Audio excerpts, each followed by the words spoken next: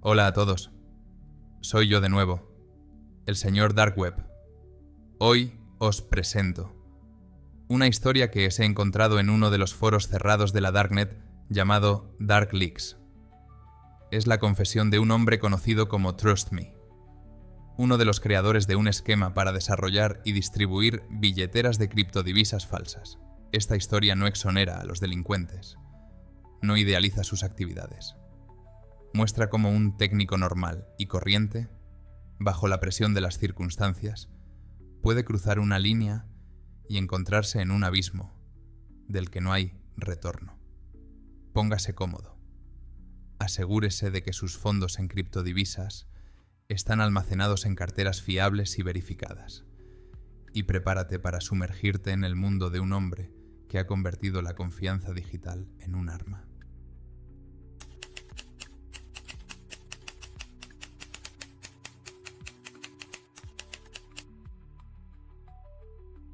Nunca me he considerado un delincuente. Delincuentes son los que roban a la gente con una pistola, entran en pisos, hacen daños físicos. Yo solo era un técnico. El tipo que viene cuando se te estropea el ordenador o cuando tienes que configurar la red de la oficina. El tipo invisible con un juego de destornilladores en la mochila y las frases de rigor: reinicie, por favor, y tardaré 1 hora. En internet se me conocía como Trust Me, un nombre que ahora significa ahorros perdidos y sueños rotos para mucha gente. Pero había una vez en que yo era solo un tipo, con un título en informática y un sueldo de $2.700 al mes después de impuestos. El 4 de mayo de 2023 sonó mi teléfono. Mamá estaba en el hospital. Un derrame cerebral complicado por una afección cardíaca ya existente. Los médicos de urgencias fueron amables pero inflexibles. Su seguro solo cubría el 30% del tratamiento necesario. Necesitará unos $65.000 para la operación y la posterior rehabilitación, dijo la mujer de la sala de espera sin levantar siquiera los ojos del monitor. Mi madre me crió sola desde que tenía 6 años. Tenía 2 trabajos para que yo pudiera estudiar. Creía que un diploma técnico era el billete a una vida mejor. Cuando la vi, conectada a máquinas, con tubos en la nariz y la piel pálida, me di cuenta de que el sistema que yo había seguido tan obedientemente no funcionaba. Fui a la universidad, conseguí un buen trabajo, pagué mis impuestos y este es el resultado. Mi madre podría morir porque yo no tengo $65.000. Esa noche, después de volver a casa del hospital, me senté delante del ordenador y miré mi cuenta bancaria. $3.412. Mi tarjeta de crédito estaba casi al límite. $7.800 de los $8.000 del límite. Vivía en un piso de alquiler. Conducía un coche usado y arreglaba ordenadores de empresa para gente que ganaba más en una semana que yo en un mes. Recuerdo haber trabajado en la oficina de cambio de CryptoNexus hace 15 días. Habían contratado a nuestra empresa para mejorar su seguridad tras un pequeño incidente. Mientras yo configuraba los nuevos cortafuegos, uno de los desarrolladores se dejó el portátil abierto, pues se había ido a comer. En la pantalla había un repositorio con el código del monedero móvil que habían integrado. Por curiosidad, miré el código y encontré una vulnerabilidad en el módulo de sincronización de claves privadas. Nada crítico, solo una mala gestión de una de las llamadas a la API que permitía capturar datos durante ciertas operaciones. En una situación normal, lo habría denunciado a través del programa de recompensas por fallos y habría recibido, ¿qué? $2.000. En el mejor de los casos, $5.000. Lo había olvidado, pero lo cierto es que guardé la nota. Y ahora, mirando la factura del hospital, he vuelto a abrir la nota. 12 de mayo de 2023. Estaba sentado frente al portátil en la cocina de mi piso, con las ventanas dando a un aparcamiento vacío. Mi madre sigue en el hospital. Los médicos dicen que le quedan 3 semanas sin operarse. Abro una VPN, luego el navegador Tor. Luego voy al foro en el que estoy registrado desde hace tiempo con el alias que utilizo para configurar servidores autónomos. Allí hay una sección donde se piden las llamadas soluciones técnicas. Todo el mundo sabe que se trata de crear herramientas para piratear, pero nadie habla de ello directamente. Escribo un mensaje ofreciendo crear una API especializada para la integración con monederos de criptomonedas. 7 minutos después recibo un mensaje privado. Una persona con un apodo como Alex Hunt. Ofrece chat de voz a través de mensajería encriptada. Su voz es joven, con un ligero acento. Habla con rapidez y seguridad, como un hombre acostumbrado a la persuasión. Cuando le explico la vulnerabilidad que he encontrado, silba en voz baja. ¿Y quieres usarla tú mismo?, me pregunta. Necesito dinero, rápido, respondo. Mi madre se está muriendo. Una pausa. Le oigo teclear algo. Ves, has descubierto una buena vulnerabilidad. Pero es, digamos, un enfoque minorista. Conseguirás dinero de unas cuantas carteras. Luego las bloquearán. Te encontrarán e irás a la cárcel. Y tu madre seguirá muriendo. No voy a decir nada. Tienes razón. Pero hay otra manera, continúa. ¿Y si en lugar de piratear una cartera existente, modificamos un proyecto de código abierto poco conocido? Me envió un enlace al repositorio de GitHub de una pequeña cartera de criptomoneda de código abierto. Un proyecto con solo unos cientos de estrellas, mantenido por un minúsculo equipo de entusiastas. No mencionaré su nombre por razones obvias. Simplemente haremos un fork. Añadiremos algunas características interesantes que atraigan a usuarios avanzados, pero seguiremos implementando nuestro código. Nadie sospechará nada extraño de otro fork de un proyecto poco conocido, dijo Alex. Aquella noche nació nuestro proyecto, que presentamos como una versión mejorada, con protocolos de seguridad adicionales. En realidad, era una trampa bien disimulada para los criptoentusiastas que buscaban alternativas a las soluciones convencionales. No sabía entonces que esa noche dividiría mi vida en antes y después, que en 72 horas ya habría recaudado mis primeros $8.000, que en un mes recaudaríamos casi $300.000, y que el precio que pagaría por ello sería desproporcionadamente más alto que todo el dinero que pasaría por nuestras manos. Pero esa noche no me importó. Todo lo que vi fue una oportunidad para salvar a mi madre. Y dije, sí. Cuando uno cruza la línea, lo primero que nota es lo fácil que resulta todo. No caen rayos del cielo, no hay advertencias. Empiezas a vivir una vida diferente. Durante la primera semana después de hablar con Alex, apenas dormí. Trabajo técnico regular durante el día. Por las tardes, hospital. Por la noche, código. Mi compañero era un ingeniero social nato, aunque nunca le vi la cara. Mientras yo me ocupaba de la parte técnica, él construía el lore de nuestro proyecto. Un grupo de desarrolladores independientes que luchaban por la privacidad de los usuarios contra las corporaciones. El 28 de mayo de 2023, tras 16 días de trabajo, completé la primera versión de la cartera modificada. Añadimos algunas características atractivas: encriptación mejorada, integración con Tor, soporte para altcoins raras y una puerta trasera indetectable. El código funcionaba perfectamente hasta que el usuario importaba una frase semilla. En ese momento se activaba un módulo oculto que enviaba una copia cifrada de los datos a nuestro servidor. Todo parecía normal para el usuario hasta la primera retirada de fondos. Alex ideó una estrategia de distribución. No pretendíamos una distribución masiva, ya que eso llamaría la atención. En su lugar, nos dirigimos a usuarios avanzados de criptomonedas que valoran la privacidad. No se necesitan decenas de miles de instalaciones, dice. Basta con 2 o 3.000 de los usuarios adecuados. Aquellos que poseen cantidades serias y son lo suficientemente inteligentes como para apreciar nuestros arreglos, pero no lo suficiente como para detectar una puerta trasera. El 1 de junio, nuestra cartera apareció en foros especializados.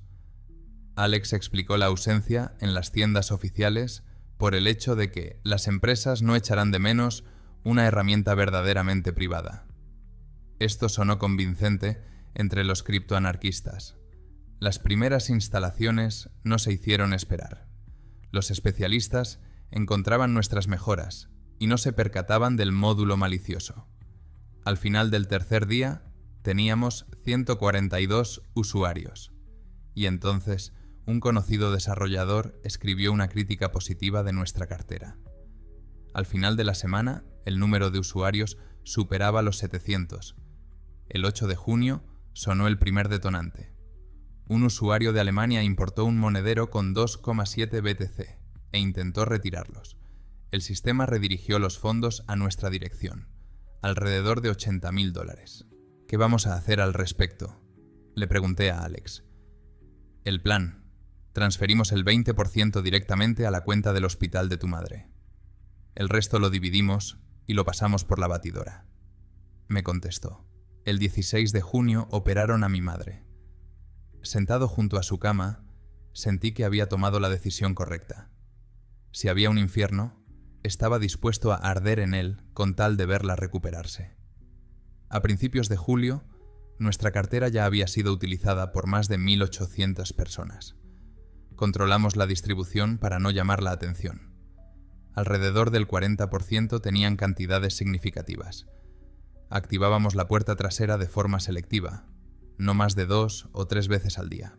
Nadie relacionó los casos dispersos de fondos desaparecidos con nuestra cartera. Las víctimas escribieron sobre hackeos en foros, pero sus historias se perdieron entre miles de otras similares. Alex insistió en crear un falso equipo de soporte. Cuando los usuarios se quejaban, ofrecíamos análisis técnicos detallados, pero siempre con razones falsas.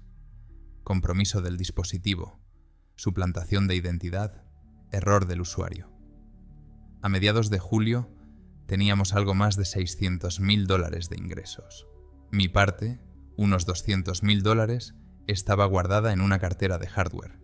Viví modestamente, sin grandes compras. Lo único, dejé mi trabajo para cuidar de mi madre. Para ella, alquilé una pequeña casa en las afueras, explicándolo como una criptoinversión de éxito. Técnicamente, no era mentira. En aquel momento, pensé que había encontrado el equilibrio. Estaba haciendo lo necesario para salvar a la persona que más me importaba. Evité las cuentas con cantidades críticamente pequeñas. Me convencí de que nuestra puerta trasera era solo una lección para los descuidados.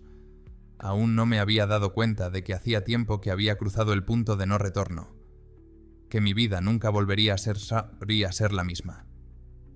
El 3 de agosto de 2023, todo cambió. Ese fue el día en que vi por primera vez el lado humano de nuestro esquema perfecto. Y fue entonces cuando nació en mi mente la primera duda, una duda que más tarde se convertiría en un peso intolerable. El 3 de agosto de 2023 cambió todo. Estaba sentado en mi piso de alquiler, revisando los registros de nuestro servidor. La rutina habitual. Números, números, números. Vidas humanas convertidas en líneas de código. Mamá estaba mejorando. Hacía una semana que le habían dado el alta. ¿Cómo te las arreglaste para pagar todo, hijo? No dije nada, solo la abracé. No necesitaba saber el coste de salvarla. Para entonces, nuestra cartera había sido utilizada por más de 2.000 personas. Alex sugirió que nos expandiéramos más. Podríamos duplicar fácilmente nuestra audiencia. Imagina lo que eso significa para nuestros ingresos, dijo. Pero dudé. Ya no necesitaba tanto dinero. Mamá estaba a salvo. Tenía una reserva. Estaba pensando en poner fin a la operación. Ese día estaba navegando por los foros y me encontré con un vídeo que lo cambió todo. Un joven de piel oscura y ojos profundos. Se llamaba Ranjit y hablaba con acento indio. Me dirijo a la persona que creó la cartera que robó 18 Ethereum a mi familia. No sé quién es usted, pero este dinero fue recaudado por todo nuestro pueblo, durante 3 años, para que pueda estudiar en Canadá. Mostró a su familia, su madre, su padre con las manos crispadas, su hermana pequeña, su modesta casa. Mi padre vendió su moto, mi madre tiene un segundo trabajo, Se suponía que yo iba a ser el primero de nuestra familia en obtener una educación postsecundaria. No estaba amenazando. Solo contaba su historia. Si estás leyendo esto, probablemente necesites el dinero más que nosotros. Pero, por favor, al menos escribe por qué nos elegiste. He visto el vídeo una y otra vez. Siempre imaginé a nuestras víctimas como inversores ricos, no un chico de campo con la vida arruinada. Cuando envié un correo electrónico a Alex sobre el vídeo, me respondió: ignóralo. Podría ser falso o un señuelo. Pero no podía quitármelo de la cabeza. A través de un monedero anónimo le transferí 40 de tiempo de emisión, el doble de lo que había perdido. No se lo dije a Alex. Durante agosto nuestro proyecto floreció, $20–30,000 al día. Alex hizo planes a largo plazo. ¿Y si no nos limitamos a los monederos? Con tus habilidades y mis conexiones podemos crear todo un ecosistema, un intercambio, mezcladores, todo con nuestras puertas traseras. Solo lo hacía de boquilla. En mi interior crecía la sensación de que ya no controlaba la situación. A principios de septiembre, los usuarios de los foros empezaron a comparar casos de fondos desaparecidos. Aparecieron las primeras sospechas en nuestra dirección. Todavía sin pruebas, pero inquietantes. El 10 de septiembre, uno de ellos publicó un análisis detallado de nuestro código. Casi llegó a la puerta trasera, pero sacó la conclusión equivocada. Sugería a Alex suspender la operación. Tenemos que hacer una actualización, reforzar la ocultación. Su respuesta me sorprendió. ¿Por qué frenar a fondo? Tenemos al menos otro mes antes de que alguien descubra algo. Haremos otro $500,000 en ese tiempo. No se trata de dinero, se trata de seguridad. Siempre se trata de dinero, replicó. No me digas que has olvidado por qué empezamos todo esto. En ese momento, sentí que estaba mirando a un extraño. El hombre con el que había estado trabajando todos estos meses mostraba su verdadero rostro. Acepté continuar, pero empecé a preparar un plan de respaldo. Una copia de los datos. Servidores separados. Rutas de escape. El 18 de septiembre alcanzamos la marca de $1,2 millones. Alex sugirió que lo celebráramos con un brindis virtual, por el hecho de que hemos sido capaces de conseguir lo que queríamos. Escribió. Detrás de mí había impresiones, docenas de historias de personas que habían perdido su dinero. Las había estado recopilando en secreto, intentando comprender la magnitud de lo que habíamos hecho. A finales de septiembre había indicios de una investigación organizada. En los foros, preguntas técnicamente precisas y metódicas. Claramente de profesionales. Parece que hay gente seria interesada en nosotros, escribí a Alex. Quizá seguridad bursátil o fuerzas de seguridad. Paranoia, pero aún así no tienen nada contra nosotros. Me contestó. No sabía que ya los había visto. El 29 de septiembre encontré indicios de escaneado profesional en los registros de nuestros servidores. Alguien buscaba rastros de nuestra actividad. Fue entonces cuando me di cuenta de que se había acabado la ilusión. No éramos invulnerables. No éramos invisibles. Simplemente, aún no nos habían descubierto. El 1 de octubre de 2023, tomé una decisión. Una decisión que pensé que me devolvería el control. Pero era demasiado tarde. El mecanismo que habíamos puesto en marcha no podía detenerse. Y el coste fue mucho mayor de lo que podría haber imaginado. Así que mi plan era sencillo. Lanzar una actualización de la cartera que desactivara discretamente la puerta trasera, retirara gradualmente el soporte y desapareciera. Sin rastro, sin bajas, solo otro proyecto abandonado en el océano de las criptomonedas. No le conté a Alex mi decisión de inmediato. Primero preparé todo lo necesario. Copias de seguridad de los datos, canales seguros, cuentas anónimas. Tenía suficiente dinero para empezar una nueva vida, cuidar de mi madre y desaparecer. El 5 de octubre, por fin me decidí a hablar. Es hora de dejarlo por hoy, le escribí. Demasiada atención. Demasiado riesgo. Su respuesta llegó unas horas más tarde. Un mensaje corto. Hablemos.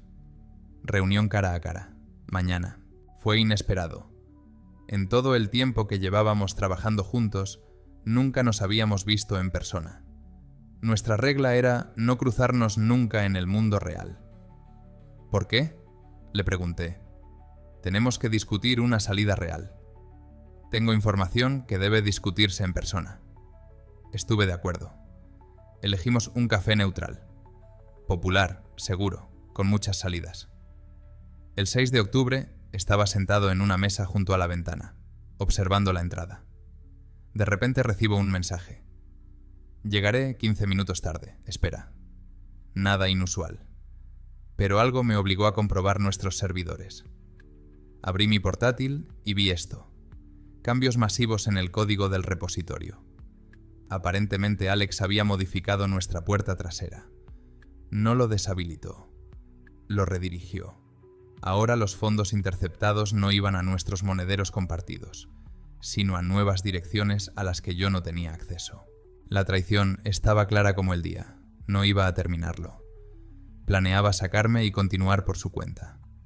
Salí del café inmediatamente. De camino a casa, se me agolpaban los pensamientos. ¿Cuánto tiempo llevaba Alex planeando esta traición? Probablemente desde el principio. Quizás solo me necesitaba para la parte técnica. Y luego me convertí en una simple molestia. En casa descubrí que todas mis criptomonedas habían desaparecido. Alex había accedido de algún modo a todas mis carteras, incluso a las que yo creía que nadie conocía. En cuestión de horas, transfirió hasta el último bit a sus propias direcciones. No solo me había traicionado, sino que me había robado por completo. Lo único que quedaba por hacer era activar el protocolo de salida de emergencia que había preparado. Guardé copias de seguridad cifradas en la nube y empecé a destruir todos los datos locales. Pasé varias horas rastreando transacciones. Un ojo experimentado podía ver que Alex actuaba de forma metódica y segura. Claramente no era una decisión espontánea para él. Se había preparado. Probablemente lo planeó durante semanas, estudiando mis carteras de seguridad, buscando mis escondites. Y yo, cegada por una falsa sensación de control, no vi lo evidente. La traición me afectó más de lo que esperaba. No por el dinero, aunque la pérdida de casi $1 millón fue palpable, sino por darme cuenta de que durante todo ese tiempo yo no había sido más que una herramienta. Alex utilizó mis conocimientos técnicos, y cuando el plan fue lo bastante rentable, se deshizo de su socio. Rápidamente empaqueté lo esencial y salí del piso. En la mochila llevaba un portátil, unas cuantas tarjetas de prepago y algo de dinero. Lo primero que hice fue ir a casa de mi madre. Tenía que asegurarme de que estaba bien. La encontré en el jardín, regando las flores y con buen aspecto. Necesito irme un tiempo, le dije. Un nuevo proyecto, probablemente durante unos meses.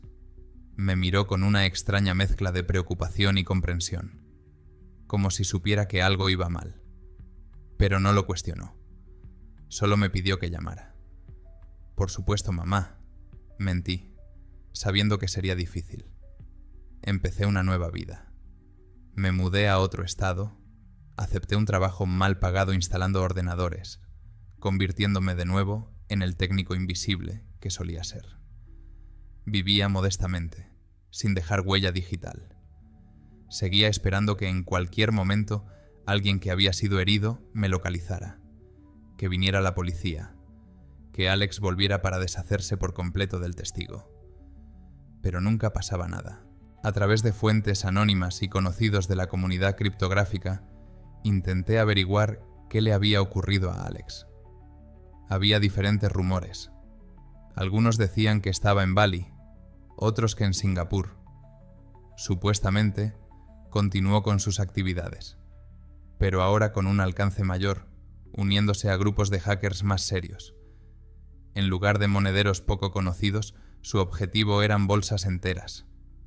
Hubo momentos en los que sentí una extraña envidia. Él tenía todo el dinero. Vivía la vida al máximo. y yo acechaba en las sombras, sin fondos, sin futuro. Pero entonces recordé los rostros de las víctimas, aquel estudiante indio, otras personas cuyas historias encontré en foros, y me di cuenta de que Alex había perdido más que yo. Él perdió su conciencia. Yo solo perdí dinero.